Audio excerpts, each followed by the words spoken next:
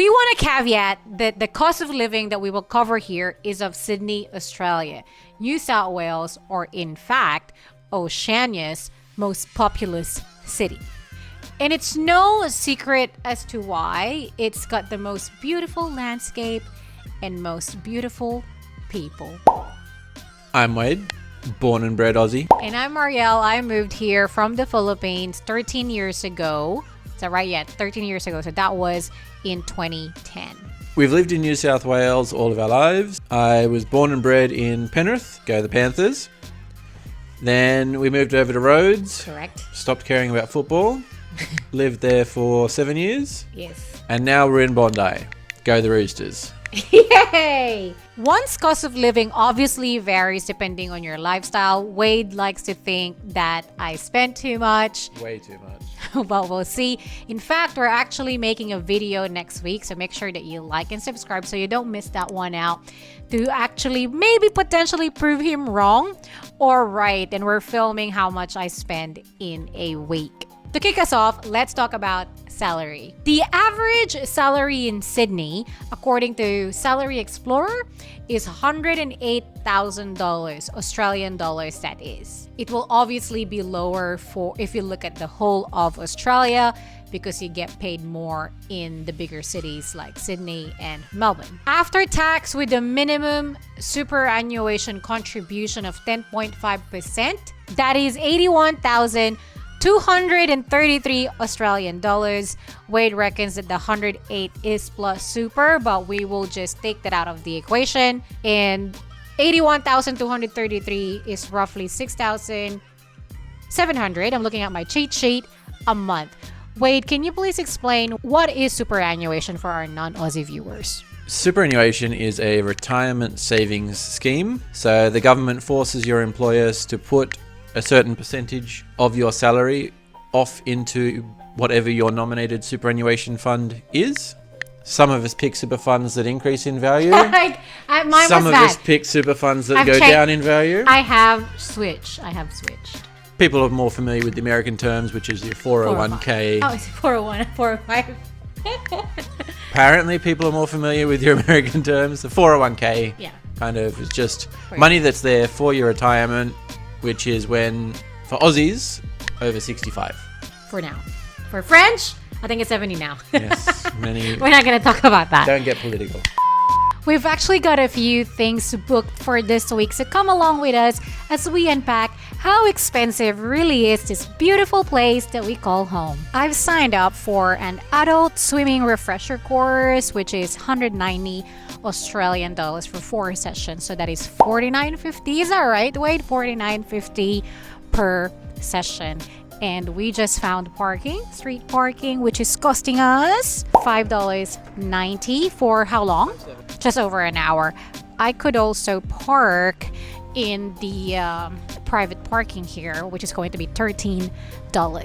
Come grocery shopping with me at my desk. Yes, we're doing online grocery shopping, which we do here and there, but I know that I won't be able to get everything on my list because I have a few Asian items and Filipino items in here.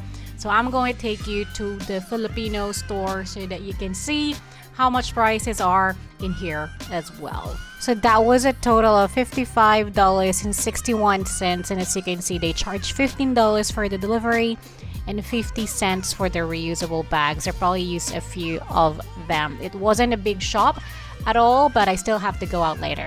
I also want to say that the expected delivery time for that is in an hour or an hour and a half, which is pretty quick in my opinion. Let's go grab the rest of the things in our shopping list. So how much were all of those? So I bought a few things from Woolies, and then I went to a Filipino store and an Asian store to buy a piece as well.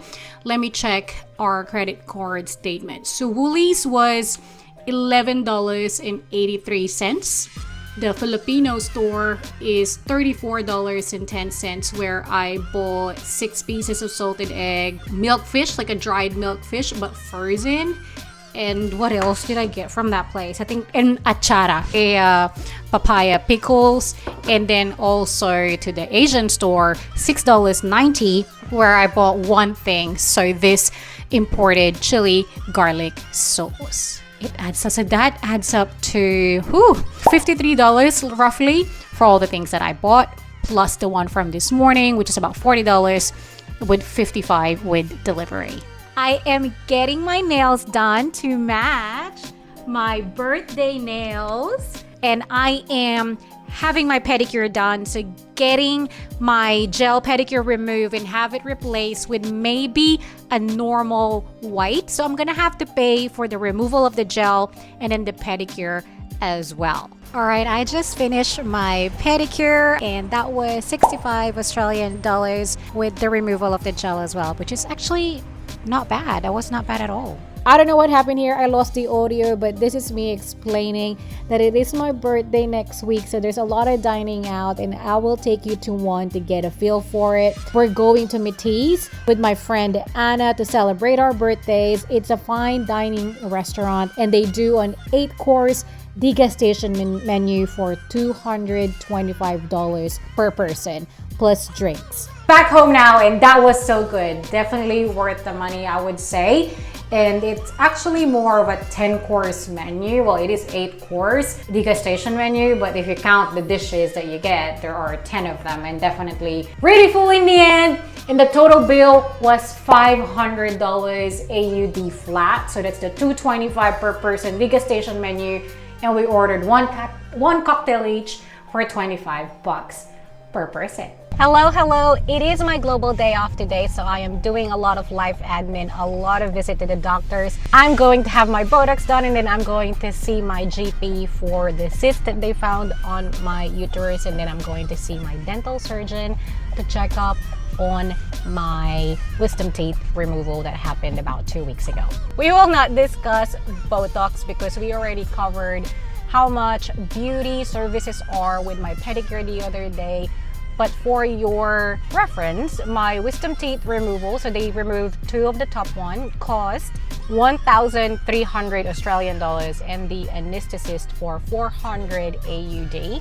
That is a total of 1,700. I claimed some back with my private health. I think I'm getting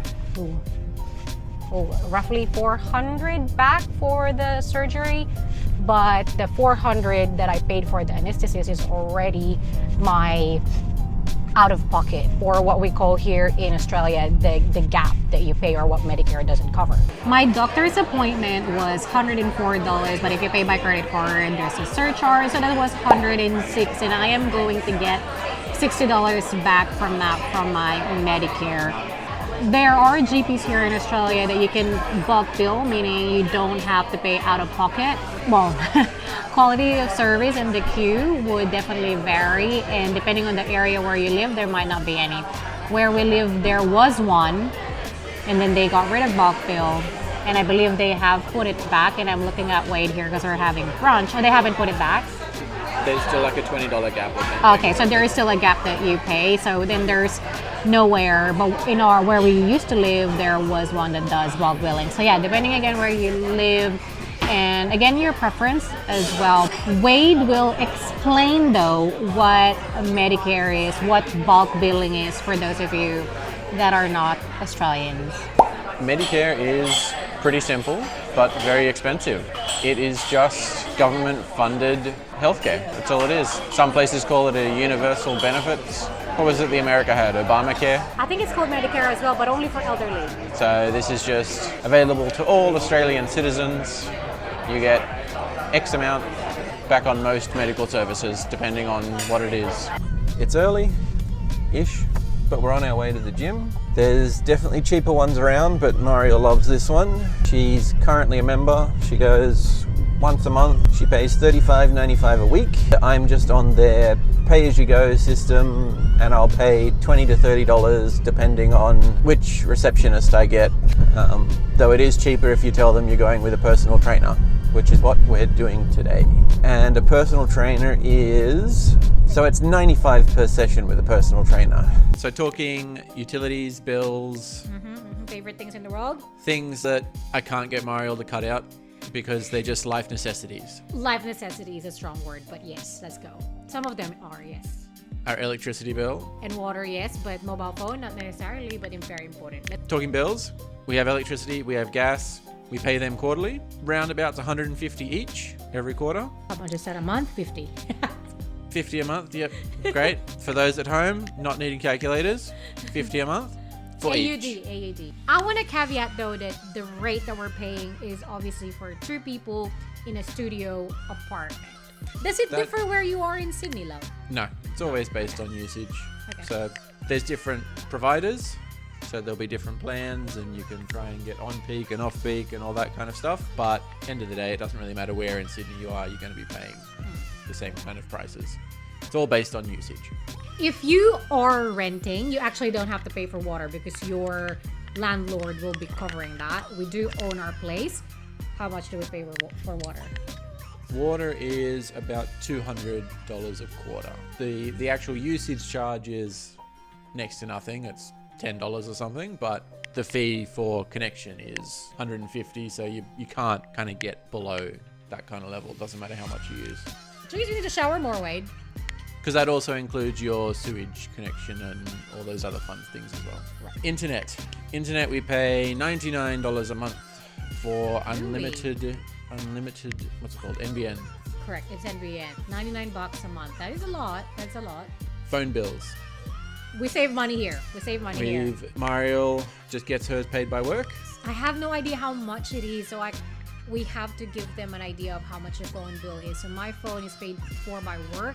It is with Telstra, and I don't even see the bill, so I don't know how much it is. Normally it's kind of 50 to 100 depending on how much you use, if you want international kind of plans. I have 2 phones, one provided by work that work pays for, and my personal one, which I'm stingy. I use good old Aldi. Okay, Aldi is a German grocery store, and they are known to have really good value. So typically you would find like let's say for example, a dishwashing liquid. If you go to main grocery shops in Australia, that's a Coles and Woolies, they would have something of a weird ass brand or their home brand for like a $2 less or something like that. So they're known to have really good value, and yes, they have a prepaid they also mobile do phone as well. How much is yours? For some bizarre reason. So mine's $25 a month.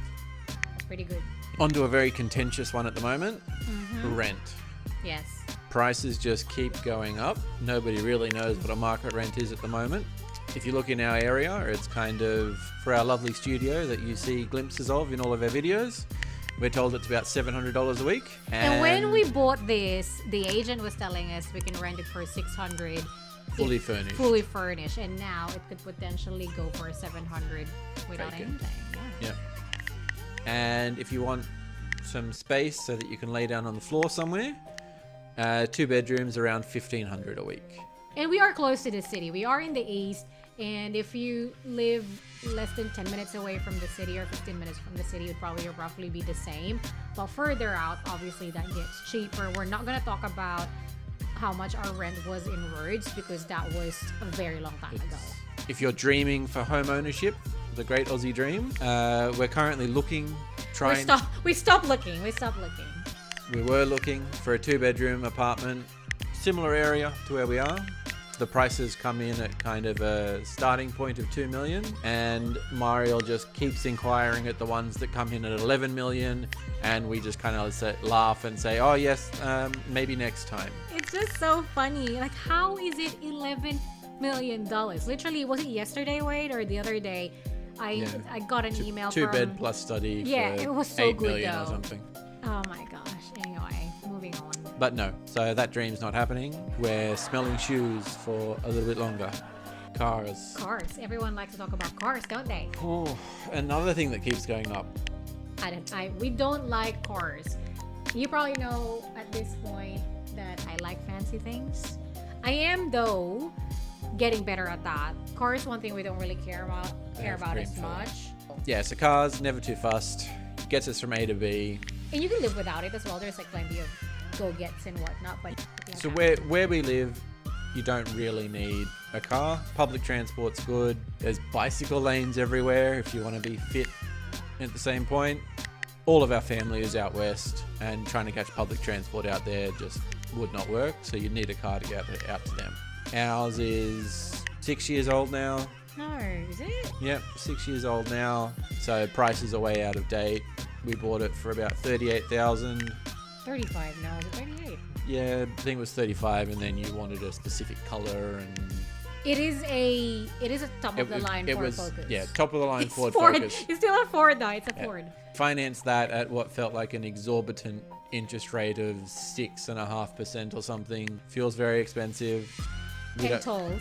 So it's about $80 to fill up at the moment, and that'll get us 500 kilometers or so. How much are tolls? Tolls. We pay about what, 2 or 3 every time we go.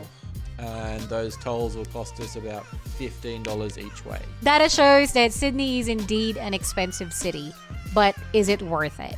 I suppose only you can tell, so let us know in the comments what you think. Do like this video as it will help reach more people, and make sure that you follow us on Instagram and TikTok as well for daily updates.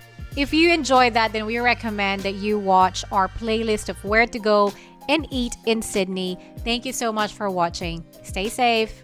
See you next time.